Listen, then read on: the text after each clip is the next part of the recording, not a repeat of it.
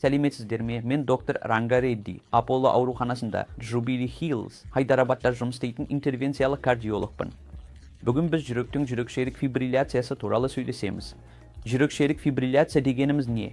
Бұл жүрек соғысының үнемі емес, ретсіз соғуы, яғни электрлік ақау. Әдетте біз мұны ерте жастағы науқастарда көреміз. Біз мұны жас науқастарда да көре аламыз. Егер екі эхо кезінде жүрек немесе жүрекшелердің ұлғаюы байқалса. Жүрекшелік фибрилляцияның ұзақ мерзімді жанама әсерлері немесе асқынулары жүрекшелердің ұлғаюы және инсульт, тромбтардың түзілуі болуы мүмкін. Бұл мира инсульт әкелуі мүмкін, ірі инсульттерге, ірі тамырлардың тромбпен бітелуіне себеп болуы мүмкін.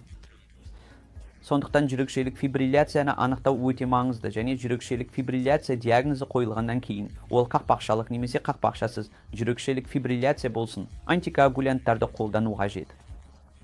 Жаңа антикоагулянттар немесе дәстүрлі антикоагулянттар, мысалы ацетон, варфарин сияқты дәрілерді үздіксіз қабылдап, айны деңгейін үнемі тексеріп, дәрігерге хабарлап, дәрі дозасын реттеп отыру керек. Жүрекшелік фибрилляция анықталғаннан кейін, ең алдымен жүрек соғу жиілігін бақылау керек, ал ырғақты бастапқыда өзгертуге болады. Бірақ басты мақсат жүрек соғу жиілігін бақылауда ұстау.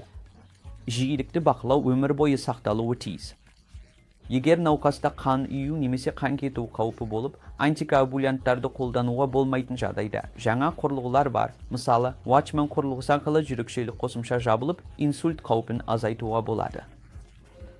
Сондықтан жүрекшелік фибрилляция диагнозы қойылғаннан кейін негізінен ЭКГ арқылы анықталады. Егер жүрек қағысы үзіліспен байқалса, оны Holter мониторингі арқылы анықтауға болады. Сондай-ақ үнемі Holter мониторингі, ЭКГ және екі эхокардиография өте маңызды.